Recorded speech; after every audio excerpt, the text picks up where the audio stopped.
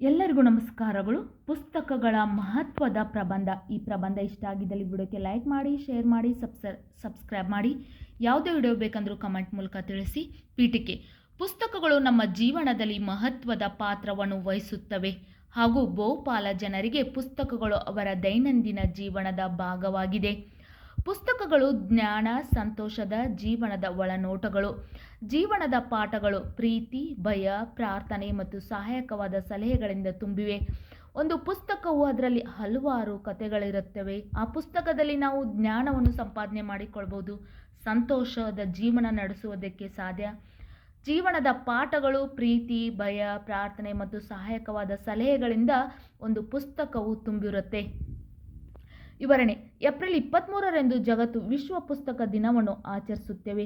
April 23 ವಿಶ್ವ ಸಾಹಿತ್ಯಿಕ ಸಾಂಕೇತಿಕ ದಿನಾಂಕವಾಗಿದೆ.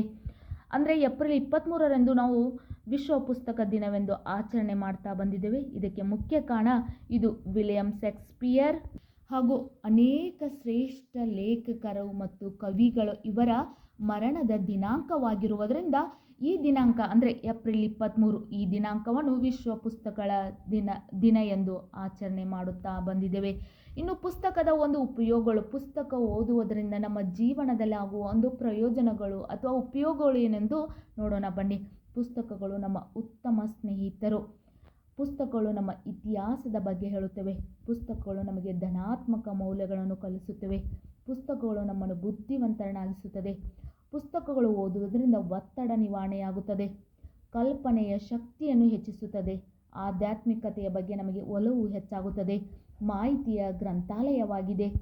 ಪುಸ್ತಕಗಳು ಆತ್ಮವಿಶ್ವಾಸವನ್ನು ಬೆಳೆಸುತ್ತವೆ. ನಮ್ಮ ಜೀವನದಲ್ಲಿ ಪುಸ್ತಕಗಳು ಮಹತ್ವ ಇದೆ. ಪುಸ್ತಕಗಳ ಒಂದು ಮಹತ್ವ ಇದೆ. ಪುಸ್ತಕಗಳು ನಮ್ಮ ವ್ಯಕ್ತಿತ್ವದಲ್ಲಿ ಬದಲಾವಣೆಯನ್ನು ತರುತ್ತವೆ. ಎಕ್ಸಾಂಪಲ್, ನಮ್ಮ ಪುಸ್ತಕಗಳನ್ನು ಸಾಕಷ್ಟು ಪುಸ್ತಕಗಳನ್ನು ಓದೋದ್ರಿಂದ ನಾವು ಬದಲಾವಣೆ ಆಗುತ್ತೇವೆ. ಉದಾಹರಣೆಗೆ ಸ್ವಾಮಿ ವಿವೇಕಾನಂದರು ನೋಡ್ಬೋದು. ಅವರು ಪುಸ್ತಕಗಳನ್ನು ಓದುವಾಗ ಅವರಿಗೆ ಅರಿವೇ ಇರುವುದಿಲ್ಲ. ಅಷ್ಟೊಂದು ಏಕಾಗ್ರ ಚಿತ್ತತೆಯಿಂದ ಪುಸ್ತಕಗಳನ್ನು ಓದ್ತಾ ಇದ್ರು. ಅವರು ಒಬ್ಬ ಆಧ್ಯಾತ್ಮಿಕ ವ್ಯಕ್ತಿಯಾದರು. ಅವರು ತುಂಬ ದೊಡ್ಡ ವ್ಯಕ್ತಿಯಾದರು ಸ್ವಾಮಿ ವಿವೇಕಾನಂದರು. ಅವರ ಪುಸ್ತಕಗಳನ್ನು ಓದೋದ್ರಿಂದ ನಮ್ಮ ಜೀವನದಲ್ಲಿ ಸಾಕಷ್ಟು ಬದಲಾವಣೆ ಆಗತ್ತೆ. ವಿದ್ಯಾರ್ಥಿಗಳ ಜೀವನದಲ್ಲಿ ಪುಸ್ತಕಗಳ ಪಾತ್ರ ತುಂಬ ದೊಡ್ಡದು. ಪುಸ್ತಕಗಳ ಭಾಷಾ ಕೌಶಲ್ಯಗಳನ್ನು ಸುಧಾರಿಸಲು ಮತ್ತು ಸೃಜನಶೀಲತೆಯನ್ನು ಉತ್ತೇಜಿಸಲು ಸಹಾಯ ಮಾಡುತ್ತವೆ. ನಾವು ಜಾಸ್ತಿ ಪುಸ್ತಕಗಳನ್ನು ಓದೋದ್ರಿಂದ ನಮ್ಮ ಭಾಷೆ ಉತ್ತಮ ರೀತಿಯಲ್ಲಿ ಬದಲಾವಣೆ ಆಗತ್ತೆ ಮತ್ತು ನಾವು ಸೃಜನಶೀಲರಾಗಲು ಸಾಧ್ಯವಾಗತ್ತೆ.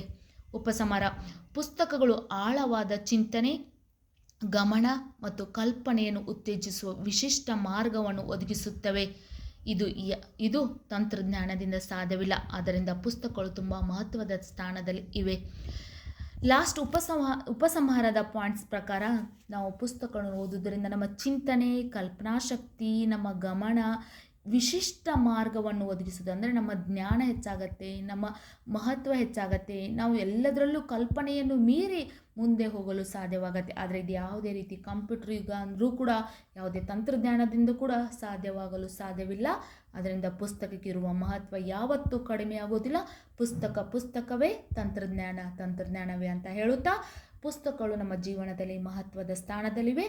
ಆದ್ದರಿಂದ ಪುಸ್ತಕಗಳನ್ನು ಓದೋಣ, ನಮ್ಮ ಜ್ಞಾನವನ್ನು ಹೆಚ್ಚಿಸಿಕೊಳ್ಳೋಣ. ನಿಮಗೂ ಕೂಡ ಲಾಸ್ಟ್ ಪಾಯಿಂಟ್ ಇಷ್ಟ ಆಗಿದ್ದಲ್ಲಿ ವಿಡಿಯೋಕ್ಕೆ ಲೈಕ್ ಮಾಡಿ, ಶೇರ್ ಮಾಡಿ, ಸಬ್ಸ್ಕ್ರೈಬ್ ಮಾಡಿ. Thank you.